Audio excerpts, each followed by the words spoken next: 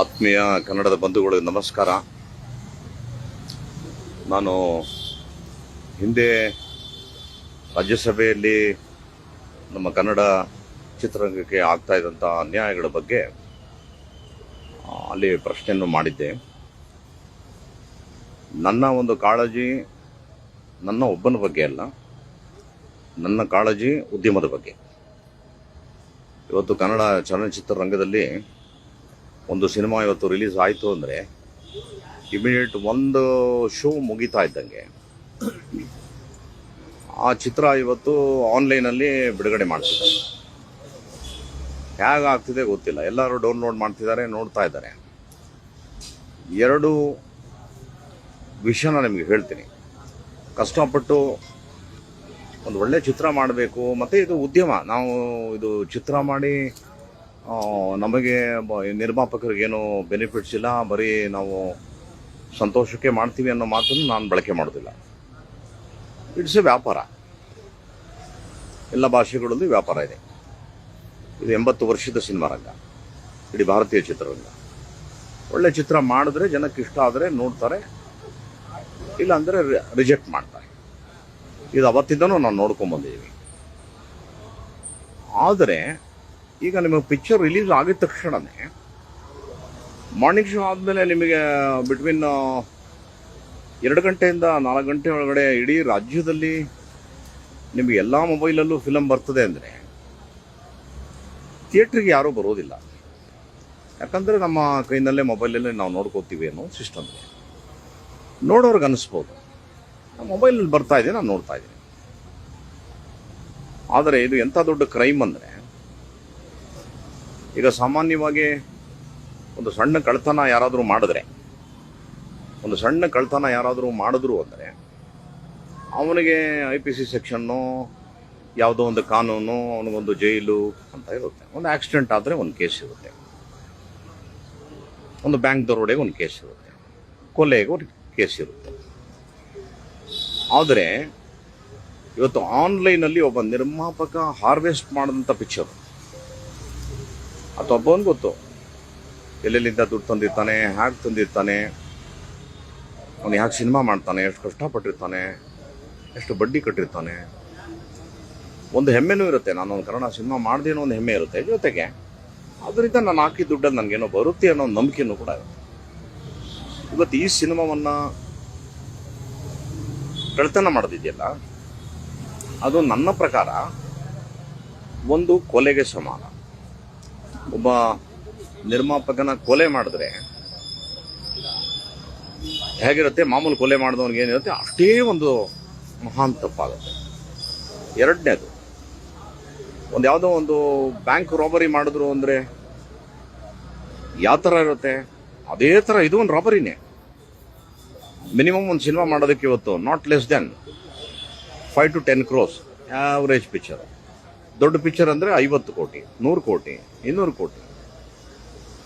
ಇಷ್ಟು ದೊಡ್ಡ ಖಜಾನೆನ ಒಂದು ಮೊಬೈಲಲ್ಲಿ ಕದಿಯೋದು ಅಂದರೆ, ಸೊ ಇದೊಂದು ಭಾಳ ದೊಡ್ಡ ನೋವು ನಮಗಾಗಿತ್ತು. ಹಾಗಾಗಿ ಈ ವಿಷಯನ ನಮಗೆ ಯಾಕೆ ಅಂತ ಸುಮ್ಮನೆ ಇದ್ರೆ ಭಾಳ ಕಷ್ಟವಾಗ್ತದೆ ಅನ್ನೋ ಒಂದೇ ಒಂದು ನಿಟ್ಟಿನಲ್ಲಿ ನಮ್ಮ ನಿರ್ಮಾಪಕರು, ನನ್ನ ಭಾಳ ಆತ್ಮೀಯರು, ಕೋಣ ಅಂತ ಒಂದು ಪಿಕ್ಚರ್ ಮಾಡಿದ್ರು. ಪಾಪ ಅವ್ರ ಪಿಕ್ಚರು ನೀವು ಎಲ್ಲೇ ತೆಗೀರಿ, ಯಾವ ಮೂಲೆಯಲ್ಲಿ ತೆಗೀರಿ, ಇವತ್ತು ಆ ಪಿಕ್ಚರ್ ಸಿಗ್ತಾ ಇದೆ. ಯಾವ ಥರ ಅಂದರೆ ಹೇಳಕ್ಕೆ ಅಸಾಧ್ಯ. ಈ ಕೋಣ ಥರ ಪ್ರೊಡ್ಯೂಸರ್ಸು ಸುಮಾರು ಒಂದು ವರ್ಷಕ್ಕೆ ಒಂದು 200 ಪಿಕ್ಚರ್ ಮಾಡಿದ್ರೆ 200 ಜನರ ಪಿಕ್ಚರನ್ನು ಕೂಡ ಇವತ್ತು ನಿಮಗೆ ಆನ್ಲೈನಲ್ಲಿ ಬರ್ತಾ ಇದೆ, ಸಿಗ್ತಾ ಇದೆ. ನೋಡೋರಿಗೆ ಸಂತೋಷ, ಫ್ರೀಯಾಗಿ ಸಿಗ್ತಾ ಇದೆ. ಬಟ್ ಕಳ್ಕೊಂಡವನಿಗೆ ಆ ನೋವು ಗೊತ್ತಾಗ್ತದೆ. ತುಂಬ ದೊಡ್ಡ ತಪ್ಪಿದು. ನಾನು ಹೇಳ್ದಲ್ಲ, ಕೊಲೆ ಮಾಡೋದಷ್ಟೇ ತಪ್ಪು, ಕಳ್ತನ ಮಾಡೋದಷ್ಟೇ ತಪ್ಪು. ಇವಾಗ ಇದಕ್ಕೆ ಪರಿಹಾರ ಹೆಂಗೆ ಅಂದರೆ, ನಾನು personally I thank my dearest friend. ಇವ್ರಿಗೆ ಸ್ವಲ್ಪ ಇಂಟರ್ನೆಟ್ನಲ್ಲಿ ತುಂಬ ನಾಲೆಜ್ ಇದೆ, ಹೆಂಗೆ ಆಪ್ರೇಟ್ ಮಾಡೋದು ಅಂತ ಗೊತ್ತಿದೆ. ಸೊ ಇವರು ಭಾಳ ತೀಕ್ಷ್ಣವಾಗಿ ತುಂಬ ಕಷ್ಟಪಟ್ಟು ಟ್ರೇಸ್ ಮಾಡೋಕ್ಕೆ ಸ್ಟಾರ್ಟ್ ಮಾಡಿದ್ರು. ಒಂದು ಪೊಲೀಸರು ಮಾಡುವಂಥ ಕಾರ್ಯವನ್ನು ಇವರು ಪ್ರಯತ್ನ ಪಟ್ಟರು. ಮಾಡಿದಾಗ ಇವ್ರಿಗೆ ತುಂಬ ಲೊಕೇಶನ್ಗಳು ಟ್ರೇಸ್ ಆಯಿತು. ಆ ಟ್ರೇಸ್ ಆದಮೇಲೆ ದ ಒನ್ಲಿ ದಾರಿ ಏನು, we have to give complaint, ಅಲ್ಲಿಂದ ಸ್ಟಾರ್ಟ್ ಆಗಬೇಕು ಕತೆ. ಸೊ ಹಾಗಾಗಿ ನಾವು ನಂದಿನಿ ಲೇಔಟ್ ಪೊಲೀಸ್ ಸ್ಟೇಷನ್ಗೆ ಕಂಪ್ಲೇಂಟ್ ಕೊಟ್ವಿ. ಎಂಥ ಬ್ಯೂಟಿಫುಲ್ ಆಫೀಸರ್ ನಮ್ಮ ಗಣಪತಿ ಸಾಹೇಬರು, ಆಮೇಲೆ ನ್ಯಾಮಗೌಡರು, ನಮ್ಮ DCP, ಫಂಟಾಸ್ಟಿಕ್ ಆಫೀಸರ್ಸ್. ಅವರು ನಮ್ಮ ಒಂದು ಬೇಡಿಕೆ ಮತ್ತು ಕರೆ ಇದೆಯಲ್ಲ, ಅದಕ್ಕೆ ಯಾವ ಥರ ಅಂದರೆ ಯಾರು ನಮ್ಮ ಒಡ ಹುಟ್ಟಿದ ಅಣ್ಣ ತಮ್ಮದಿರ ಥರ ಸ್ಪಂದಿಸಿ ದೇ ವರ್ಕ್ ಹಾರ್ಡ್. ಮತ್ತು ಇವರು ತುಂಬ ಕಷ್ಟಪಟ್ಟರು. ಇವರ ಪ್ರತಿಫಲ ಇವತ್ತು ಒಬ್ಬ ಮನುಷ್ಯ ಸಿಕ್ಕಿದ್ದಾನೆ. ಇವತ್ತು ಅವನು ಸುಮಾರು ಎಷ್ಟು ಪಿಕ್ಚರ್ ಸರ್, 100 ಪಿಕ್ಚರ್ನ ಅವನು ಇವತ್ತು ಆನ್ಲೈನಲ್ಲಿ ಅವನು ಮಾಡಿರೋದು. ಸೊ ಈ ರೂಟ್ನ ನಾವು ಕಂಡುಹಿಡ್ಕೊಂಡಿದ್ದು ಹೇಗೆ, ಅವ್ರು ಎಲ್ಲೆಲ್ಲಿಂದ ತೆಗಿತಾರೆ ಏನು ಅಂತ ಇವರು ಹೇಳ್ತಾರೆ. ಆಮೇಲೆ ನಾನು ಮಾತಾಡ್ತೇನೆ. ಹೇಳಿ ಹಂಗೆ ಹೇಳಿ. ಬೇಸಿಕಲಿ ಇವರು ಬಂದು ಜೋರ ಮಾತಾಡಿ.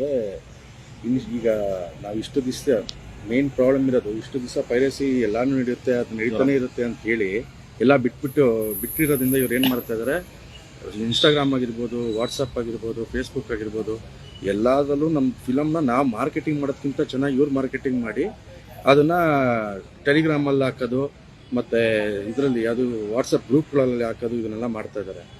ಇದು ಏನು ಅಂತಂದರೆ, ಇದು ಒಂದು ರೂಟ್ ನಾವು ಹಿಡಿದು ಇದನ್ನ ಮಾಡಲಿಲ್ಲ ಅಂತಂದರೆ ಎಂಟೈರ್ ಇಂಡಸ್ಟ್ರಿ ನನಗನ್ಸೋದು ಕೊಲಾಪ್ಸ್. ಕನ್ನಡ ಚಿತ್ರರಂಗ ನಾಮಾವಶೇಷ, ಉಳಿಯೋದು ಕಷ್ಟ ಸಿನಿಮಾ ಮಾಡೋಕ್ಕಾಗಲ್ಲ. ಜೊತೆಗೆ ಇವ್ರದ್ದು ಆರ್ಗನೈಸ್ಡ್ ವೇ ಇದೆ. ಮುಂಚೆ ನಮ್ಮ ಹತ್ರ ಆಂಟಿ ಪೈರಸಿ ಟೀಮ್ ಇದೆ. ಆಂಟಿ ಪೈರಸಿ ಟೀಮ್ ಇತ್ತು ಅಂದ್ರೆ ಅದು ಕೆಲಸ ಬರೀ ಡಿಲೀಟ್ ಮಾಡೋದು ಅಷ್ಟೇ. ಇದನ್ನ ಎಲ್ಲಿಂದ ರೂಟ್ ಕಾಸಲ್ಲಿ ಇವರು ತೆಗಿತಾ ಇದ್ದಾರೆ, ಇದನ್ನೆಲ್ಲ ನಾವು ಮಾಡಿ ಇದನ್ನು ತೆಗೆದಾಕ್ತಿಲ್ಲ ಅಂತಂದರೆ ಇವತ್ತಿಗೆ ಒಂದು ಸ್ಟೇಜಿಗೆ ನಾವು ಬಂದಿದ್ದೀವಿ ಅಂತಂದರೆ ನಮ್ಮ ಪೊಲೀಸ್ ಇಲಾಖೆ ಆಗಿರ್ಬೋದು, ಸರ್ ಆಗಿರ್ಬೋದು, ಫಿಲಮ್ ಇಂಡಸ್ಟ್ರಿ ಆಗಿರ್ಬೋದು, ಎಲ್ಲರೂ ಸಪೋರ್ಟ್ ಮಾಡಿದಿಗೆ ಇವ್ರನ್ನ ಟ್ರ್ಯಾಕ್ ಡೌನ್ ಮಾಡ್ಕೊಂಡು ಇವತ್ತಿಗೆ ಸಿಕ್ಕಿದ್ದಾರೆ. ಸೊ ಇದು ಕಂಟಿನ್ಯೂಸ್ ಪ್ರೋಸೆಸ್ ಆಗಿದ್ದ ಕ್ಯಾನ್ಸರ್ ಥರ ಕಂಟಿನ್ಯೂಸ್ ಪ್ರೋಸೆಸ್ ಆಗಿ ಇದನ್ನು ನಾವು ತೆಗೆದಾಕ್ಲಿಲ್ಲ ಅಂದರೆ ಕನ್ನಡ ಇಂಡಸ್ಟ್ರಿ ಇದ್ರ ಉಳಿಯೋದು ಕಷ್ಟ. ಸೊ ಇವ್ರದ್ದು ಎಲ್ಲ ಲೊಕೇಶನ್ ಸಿಕ್ಕಿತ್ತು. ಮತ್ತು ರಾಜಾರೋಷವಾಗಿ ಇನ್ಸ್ಟಾಗ್ರಾಮಲ್ಲಿ ನಮ್ಮ ಮಾರ್ಕೆಟಿಂಗ್ ಮಾಡ್ತಾಯಿದ್ರು, ಫೇಸ್ಬುಕ್ಕಲ್ಲಿ ಹಂಗೆ ಮಾರ್ಕೆಟಿಂಗ್ ಮಾಡ್ತಾರೆ. ಇವ್ರದ್ದು ಕಂಟಿನ್ಯೂಸ್ ನಾವು ಸತತ 2 ತಿಂಗಳಿಂದ ಇವ್ರು ಫಾಲೋ ಮಾಡಿ ಇವ್ರದ್ದು ಎಲ್ಲ ಟ್ರ್ಯಾಕ್ ಡೌನ್ ಮಾಡಿದಾಗ ಇವಾಗ ನಮಗೆ ಒಂದು ಟೀಮ್ ಅನ್ನೋದು ಸಿಕ್ಕಿದೆ. ಇದೇ ಥರ ಇನ್ನೂ ಎಷ್ಟೋ ಟೀಮ್ ಇದೆ, 500 ಜನ ಇದ್ದಾರೆ. 500 ಜನ ಟೀಮ್ ಏನಾಗುತ್ತೆ, ಇವ್ರನ್ನ ಯಾರನ್ನೂ ನಾವೊಂದಂತೂ ಡಿಸೈಡ್ ಮಾಡಿದ್ದೀವಿ, ಸರ್ದು ಸಪೋರ್ಟಿಂದ ಮತ್ತು ನಮ್ಮ ಪೊಲೀಸ್ ಇಲಾಖೆ ಸಪೋರ್ಟಿಂದ. ಯಾವುದೇ ಕಾರಣಕ್ಕೂ ಯಾರು ಡೌನ್ಲೋಡ್ ಮಾಡ್ತಿದ್ದೀರಾ, ಯಾರು ಫಾರ್ವರ್ಡ್ ಮಾಡ್ತಾ ಇದ್ದೀರಾ, ಯಾರು ಸೋಷಿಯಲ್ ಮೀಡಿಯಾದಲ್ಲಿ ಎಲ್ಲರೂ ಜೈಲ್ಗೆ ಈ ಲಿಂಕ್, ಈ ಮೂವಿ ಲಿಂಕು ಬಯೋಲಿದೆ, ಇದನ್ನ ನಿಮ್ಮನ್ನ ನಾವು ಖಂಡಿತ ಬಿಡೋದಂತೂ ಮಾತೇ ಇಲ್ಲ. ಡೌನ್ಲೋಡ್ ಮಾಡಿ ಇನ್ನ ಯಾರು ಫಾರ್ವರ್ಡ್ ಮಾಡ್ತಾ ಇದ್ದೀರಾ ಆ ರೆಕಾರ್ಡು ಟ್ರ್ಯಾಕ್ಗಳು ಇದೆ, ಅವರು ಎಲ್ಲರೂ ಇದೇ ರೀತಿ ಎಲ್ಲರೂ ಸೇರ್ಬೇಕಾಗುತ್ತೆ. ಕಠಿಣವಾಗಿ 3 ವರ್ಷ ಏನು ಶಿಕ್ಷೆ ಆಗುತ್ತೆ ಅದನ್ನು ಕೊಡಿಸೋವರೆಗೂ ಅಂತೂ ಬಿಡಲ್ಲ ನಾವ್ಯಾರು. ಅಂದರೆ ಈಗ ಒಂದು ಹೊಸ ಅಮೆಂಡ್ಮೆಂಟ್ ಆಗಿದೆ. ಇದು ಮಾಹಿತಿಗೋಸ್ಕರ ನಾನು ಹೇಳ್ತೀನಿ. ಯಾವ ನಿರ್ಮಾಪಕರು ತಮ್ಮ ಸಿನಿಮಾನ ಆನ್ಲೈನಲ್ಲಿ ಕಳ್ತನಕ್ಕೆ ಒಳಗಾಗಿ ಅವ್ರ ಲೈಫ್ ಹಾಳಾಗೋಗಿದೆ, ಅವರು ಕಂಪ್ಲೇಂಟ್ ಮಾಡಿದಾಗ ನಮ್ಮ ಕರ್ನಾಟಕಕ್ಕೆ ಒಬ್ಬರು ನೋಡಲ್ ಆಫೀಸರ್ನ ಕೊಟ್ಟಿರ್ತಾರೆ. ನಾವು ಇನ್ ಡೀಟೇಲ್ ನೋಡಲ್ ಆಫೀಸರ್ಸ್ಗೆ ಕಂಪ್ಲೇಂಟ್ ಮಾಡಿ ಆ್ಯಸ್ ಪರ್ ನಾರ್ಮ್ಸ್ ನಾವು ಹೋದಾಗ ಯಾರ್ಯಾರು ಕಳ್ತನ ಮಾಡ್ತಿದ್ದಾರೆ ಕಡ್ಡಾಯ 3 ವರ್ಷ ಜೈಲು, ತಪ್ಪಿಸ್ಕೊಳಕ್ಕಾಗೋದಿಲ್ಲ. ಅದನ್ನು ಹೆಮ್ಮೆಯಿಂದ ಹೇಳ್ತೀನಿ. ಈ ಸರ್ಕಾರದಲ್ಲಿ, ರಾಷ್ಟ್ರ ಸರ್ಕಾರದಲ್ಲಿ ತಪ್ಪಿಸ್ಕೊಳಕ್ಕಾಗೋದಿಲ್ಲ. 3 ವರ್ಷ ಜೈಲಾಗುತ್ತೆ, ಖಂಡಿತ ಜೈಲಾಗುತ್ತೆ. ಫಾರ್ವರ್ಡ್ ಮಾಡೋರು ಮತ್ತು ಅದನ್ನು ಡೌನ್ಲೋಡ್ ಮಾಡೋರಿಗೆ ನಾನು ಭಾಳ ವಿನಯಪೂರ್ವಕವಾಗಿ ನಿಮ್ಮ ಒಬ್ಬ ಹಿರಿಯ ಅಣ್ಣನಾಗಿ ನಾನು ಪ್ರಾರ್ಥನೆ ಮಾಡ್ತೀನಿ, ದಯಮಾಡಿ ಮಾಡಬೇಡಿ. ಇದನ್ನು ತುಂಬ ದೊಡ್ಡ ದ್ರೋಹ.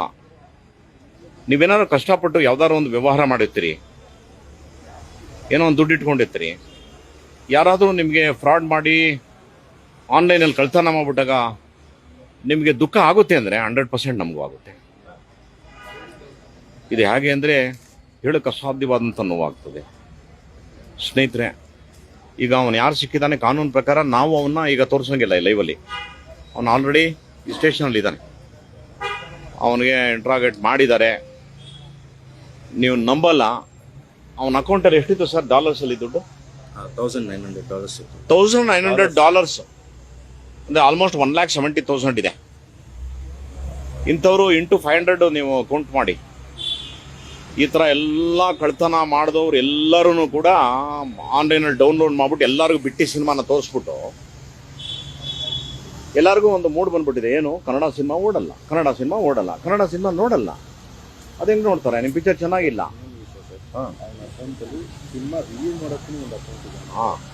ಸಿನಿಮಾ ರಿವ್ಯೂ ಮಾಡೋ ಅಕೌಂಟ್ ಇಟ್ಟಿದ್ದಾನಂತೆ ಅವನು. ಸಿನಿಮಾ ಚೆನ್ನಾಗಿದೆ ಇಲ್ಲ ಅಂತ ಅವನು ದುಡ್ಡು ಕೊಟ್ಟರೆ ಅದನ್ನು ಹೇಳ್ತಾನಂತ ಅವನು. ಸೊ ಹೀಗೆ ಹೇಳಿ ಹೇಳಿ ಇವತ್ತೆಲ್ಲ ಯಾರು ನೋಡ್ರಿ ಹೊರ ರಾಜ್ಯದವ್ರು ಯಾರೂ ಬಂದಿಲ್ಲ, ಎಲ್ಲ ನಮ್ಮ ಕನ್ನಡದ ಮಕ್ಕಳೇನೆ. ಈಗ ಅವ್ನು ಸಿಕ್ಕಾಕೊಂಡಿರೋನು ಬಂದು ಇದು ಇಂಜಿನಿಯರಿಂಗ್ ಸ್ಟೂಡೆಂಟ್ ಅವನು, ಪಿ ಮೆಕ್ಯಾನಿಕಲ್ ಸೆಕೆಂಡ್ ಇಯರ್ ಮಾಡ್ತಿರೋ ಹುಡುಗ ಅವನು ಇಂಥ ವಿದ್ಯಾವಂತರೇ ಇವತ್ತು ಇಂಥ ಒಂದು ಕೆಟ್ಟ ಚಾಳಿಗಳಿಗೆ ಹಿಡಿದುಬಿಟ್ರೆ ಹೆಂಗೆ ಆಗ್ತದಪ್ಪ? ಸುಮ್ಮನೆ ನೀವೆಲ್ಲ ನನಗೆ ತುಂಬ ದುಃಖ ಆಗೋದೇನು, ಪಾಪ ಸಿನಿಮಾ ಮಾಡಿಬಿಟ್ಟು ಯಾರೋ ಇತ್ತೀಚೆಗೆ ಒಬ್ಬ ನಟ ಹತ್ತಿದ್ದು ನೋಡಿ ನಂಗೆ ಭಾಳ ಬೇಜಾರಾಯ್ತು. ಎಂಥ ಒಂದು ದೌರ್ಭಾಗ್ಯ ದಿನ ನೋಡ್ತಾ ಇದ್ದೀವಿ ನಾವು. ಈ ಥರ ಸಿನಿಮಾ ಮಾಡಿ ಹೇಳುವಂಥ ಪರಿಸ್ಥಿತಿ ಬಂದ್ಬಿಡ್ತಲ್ಲ. ಹಾಗಾಗಿ ಐ ಪ್ರಾಮಿಸ್ಡ್ ಎವ್ರಿ ಒನ್, ಇದೆಲ್ಲ ಸರಿ ಹೋಗೋವರೆಗೂ ನನ್ನನ್ನು ಯಾರೂ ಕರಿಬೇಡಿ, ನನಗಿಷ್ಟನೇ ಇಲ್ಲ ಅನ್ನೋ ಒಂದು ಮಾತನ್ನು ಹೇಳ್ಬಿಡಿ. I am not working. ತುಂಬ ಬೇಜಾರಾಗಿದೆ ಮನಸ್ಸಿಗೆ. ನನ್ನಂತೆ ಅನೇಕರಿಗೆ ಇವತ್ತು ಯಾವ ಮಟ್ಟಕ್ಕೆ ರಾಕ್ಲೈನ್ ಅಂತ ಒಬ್ಬ ದೊಡ್ಡ ಪ್ರೊಡ್ಯೂಸರ್ ಏನು ಹೇಳ್ತಾರೆ ಗೊತ್ತಾ, ಇವತ್ತು ಸಿನಿಮಾ ಮಾಡಿಲ್ಲ ಅಂದರೆ ಅದೇ ನಮ್ಮ ಲಾಭ ಅಂತ ಹೇಳ್ತಾರೆ. ಈ ಥರ ಆಗಿದೆ ಇವತ್ತೆಲ್ಲ. ಅಮಾಯಕರುಗಳು ಎಲ್ಲ ಬಂದು ಮಾಡಿ ಸಿಕ್ಕಾಕೊಂಡು ಈ ಥರ ಆಗ್ತಿದೆ. ಹಾಗಾಗಿ ನಮಗೆ ಬೇರೆ ನಮ್ಮ ತಂದೆ ತಾಯಿಗಿನ ನೀವು ಶ್ರೇಷ್ಠ. ನಾನು ಹೇಳ್ತೀನಿ ಕೇಳಿ, ನಿಮಗೆ ನನ್ನ ಗುಣ ಗೊತ್ತು, ನಾನು ಯಾವ ರೀತಿ ನೇರವಾಗಿ ಮಾತಾಡ್ತೀನಿ ಗೊತ್ತು. ನಾನು ಸತ್ಯ ಇದ್ದರೆ ಮಾತ್ರ ಬರ್ತೀನಿ, ಇಲ್ಲೇ ಅಂದರೆ ನಾನು ಬರೋದಿಲ್ಲ. ನನ್ನದೇ ಬೇರೆ ಲೈಫು ನಂದು. ನನಗೆ ತುಂಬ ನೋವಾಗಿದೆ. ಯಾಕಂದರೆ ಒಂದಲ್ಲ ಎರಡಲ್ಲ 40 ವರ್ಷ ನಾನು ಸಿನಿಮಾ ರಂಗದಲ್ಲಿ ಅನ್ನ ತಿಂದಂಥ ಮನುಷ್ಯ ನಾನು. ಹಾಗಾಗಿ ಅವನ ಮುಖನ ತೋರಿಸ್ಬಾರ್ದಂತೆ, ಅದು ಕಾನೂನು. ನಾಳೆ ಒಂದು ಮಾಧ್ಯಮದ ಮುಂದೆ ಆತನ ಕರ್ಕೊಂಬರ್ತಾರೆ. ಐ ಥಿಂಕ್ 11 ಗಂಟೆಗೆ ನಾಳೆ DCP ನಾರ್ತ್ ಅವರು ನ್ಯಾಮಗೌಡರು ಅವ್ರ ಆಫೀಸಲ್ಲಿ ಅವನನ್ನು ಕರ್ಕೊಂಬರ್ತಾರೆ. ಈ ಥರ ಸುಮಾರು 400 ಇಂದ 500 ಜನ ಈಗ ಆನ್ಲೈನಲ್ಲಿ ರೆಡಿ ಇದ್ದಾರೆ. ನನ್ನ ಬ್ರದರ್ಸ್ಗಳಿಗೂ ಹೇಳ್ತಾ ಇದ್ದೀನಿ, ಬಿ ಕೇರ್ಫುಲ್, ವಿಲ್ ಕಮ್. ನಾವು ಟ್ರೇಸ್ ಮಾಡ್ತೀವಿ. ತುಂಬ ಕಷ್ಟ ಇದೆ. ನಾವು ಇಲ್ಲೇನಾಗಿದೆ, ಇದು ಅಭ್ಯಾಸ ಆಗೋಗ್ಬಿಟ್ಟಿದೆ. ಹೋಗ್ಲಿ ಬಿಡಿ ಏನೋ ಆಗಿದೆ, ಏನೋ ಮಾಡ್ತಾರಂತೆ ನೋಡ್ತಾರಂತೆ ಅಂತ ನಾವು ಯಾವ ಮಟ್ಟಕ್ಕೆ ಇದ್ದೀವಿ ಅಂದರೆ ಕಡೇ ಮನುಷ್ಯನವ್ರಿಗೂ ಹೋಗೋಣ, ನನಗೂ ಬೇಜಾರಾಗಿದೆ, ಅಟ್ಲೀಸ್ಟ್ ಈ ಥರ ಆದರೂ ಒಂದು ಸಣ್ಣ ಸೇವೆ ಮಾಡೋಣ ನಮ್ಮ ನಿರ್ಮಾಪಕರಿಗೆ ಅಂತ ಟ್ರೈಂಗ್ ಮಾಡಿ ಲೆವೆಲ್ಗೆ. ಇದಕ್ಕೆ ಸಹಕಾರ ಕೊಡಬೇಕಾಗಿದೆ ಯಾವುದೂ ನೀವು, ನನ್ನ ಅಣ್ಣ ತಮ್ಮದಿರು ನೀವು. I love you man. ದಯಮಾಡಿ ಸಹಾಯ ಮಾಡಿ, ನಮಗೆ ನಮ್ಮ ಉದ್ಯಮಕ್ಕೆ ಸಹಾಯ ಮಾಡಿ. ನಾವೆಲ್ಲ ಸುಮಾರು ವರ್ಷ ಮೆರೆದಾಯಿತು, ಮುಂದಿನ ಮಕ್ಕಳು ಮೆರಿಲಪ್ಪ, ಆಶೀರ್ವಾದ ಮಾಡಿ. ಎಲ್ಲರ ಪಿಕ್ಚರ್ ಓಡಿದ್ರೆ ತಾನೆ. ಎಷ್ಟು ಜನ ಮಕ್ಕಳಿಗೆ ಆಸೆ ಇರಲ್ವಾ, ನಾನು ಆ್ಯಕ್ಟ್ರ್ ಆಗಬೇಕು, ಕ್ಯಾಮ್ರಾಮನ್ ಆಗಬೇಕು, ಡೈರೆಕ್ಟರ್ ಆಗಬೇಕು. ನೀವೆಲ್ಲ ಸಹಾಯ ಮಾಡಿದ್ರೆ ಅಂಥವರೆಲ್ಲ ಬರ್ತಾರೆ, ಇಲ್ಲಾಂದರೆ ಕಷ್ಟ ಇದೆ. ಹಾಗಾಗಿ it's my prayer. Thank you so much. ಅವನ್ನ ತೋರಿಸೋಂಗಿಲ್ಲ. ನಾಳೆ 11 ಗಂಟೆಗೆ ಅವನ್ನ ಪ್ರೊಡ್ಯೂಸ್ ಮಾಡಿ ಕೋರ್ಟ್ಗೆಲ್ಲ ಮಾಡ್ತಾರೆ. ಇನ್ನು ಮಿಕ್ಕಿದ್ದು ಯಾರ್ಯಾರು ಇದ್ದಾರೆ, they have taken it as A challenge. ನಾವು ಹೋಮ್ ಮಿನಿಸ್ಟ್ರನ್ನು ಮೀಟ್ ಮಾಡ್ತಾ ಇದ್ದೀವಿ, ಚೀಫ್ ಮಿನಿಸ್ಟ್ರನ್ನು ಮೀಟ್ ಮಾಡ್ತೀವಿ. ನಮ್ಮ ಉದ್ಯಮನ ಕೂಡ ಜಾಯ್ನ್ ಆಗ್ತಾರೆ ನಾಳೆ ಎಲ್ಲರೂ. ಎಲ್ಲ ಪ್ರೊಡ್ಯೂಸರ್ಸು, ಡೈರೆಕ್ಟರ್ಸು ಎಲ್ಲರೂ ಬರ್ತಾರೆ. Make it a big issue. ಇದನ್ನು ತೊಗೊಂಡೋಗ್ತೀವಿ, ಎಲ್ಲಿವರೆಗೂ ಆಗ್ತದೆ ಅಲ್ಲಿವರೆಗೂ ತೊಗೊಂಡೋಗ್ತೀವಿ. ಕಾನೂನು ಜೊತೆಗೆ ಹೋಗ್ತೀವಿ. ಸೊ ಒಂದು ಲಾಸ್ಟು ರಿಕ್ವೆಸ್ಟ್ ಮಾಡಿ ನನ್ನ ಮಾತು ಮುಗಿಸ್ತೀನಿ. ದಯಮಾಡಿ ಯಾರ್ಯಾರು ಮಾಲ್ ಪ್ರಾಕ್ಟೀಸ್ ಮಾಡ್ತಾ ಇದ್ರಲ್ಲ, ದಯಮಾಡಿ ಇಲ್ಲಿಗೆ ಎಂಡ್ ಮಾಡಿ. ತುಂಬ ದೂರದವರೆಗೂ ಬರ್ತೀವಿ ನಾವು. ನಮಸ್ಕಾರ. Thank you. ನನ್ನ ಮಾತು ಕೇಳಿದ ಎಲ್ಲರಿಗೂ ಧನ್ಯವಾದ. ನಮಸ್ಕಾರ. Love you.